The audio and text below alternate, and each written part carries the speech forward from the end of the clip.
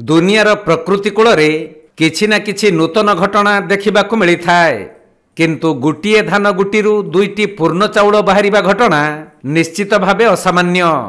एमिति एक अविश्वसनीय दृश्य देखा मिली मयूरभंज जिला मुरुडा ब्लॉक अंतर्गत कोही ग्राम जोठारे स्थानीय चाषी गजेन्द्र बेहेरा निज फसल काटुवा समय एही अपूर्व धान गुड़ी चिन्हट करथिले।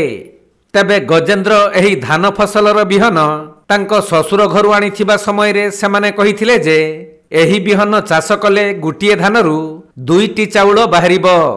गजेन्द्र सेतेबेले एही कथाकू विश्वास करि नथिले भी तांको जमीरू धान अमल हेबा परे सही धान गुड़ी को हाथ नहीं जेतेबेले भांगी देखिथिले गोटिए धान गुटीरू बाहरिथिला दुईटी निर्मल चाउलर दाना। एहाकू देखि राजेन्द्र अबाक होई जाइथिले काहेकि ना से बहु वर्षर चाषी हेले केबे भी एमिति दृश्य देखि नथिबा कहिसंती।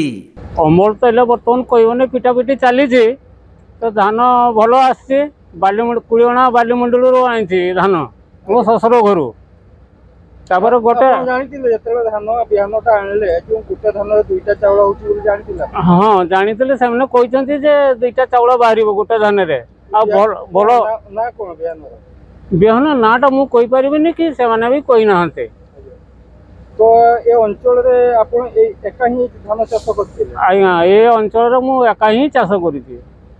अमल भल हबो बोली आशा करछ? हां अमल भल हबो, अमल भल होउछि भी धान भल प्रोसेस रे आछे। तो केमती लागुछि आपण कहि गोटे धान रे दुईटा चावल बाहरुछि केमती लागुछि? खुशी लागुछि? हां खुशी लागुछि। एटा सरू चावल मार्केट रे भल सेल हबो। यदि समस्ते चाष करेंगे ताले धान चाउल चाहिदा भी भल आसो कर।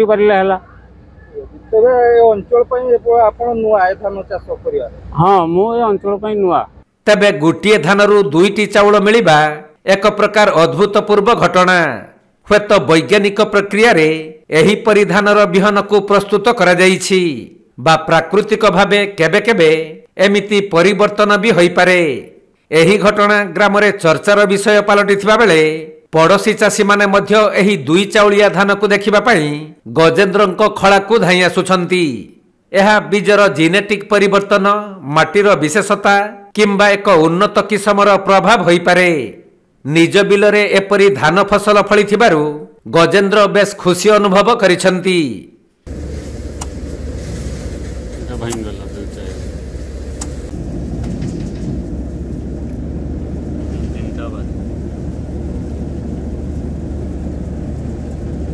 मयूरभंज जिला मुरुडारू ज्ञानरंजन बेहेरा रिपोर्ट, कोणार्क लाइव।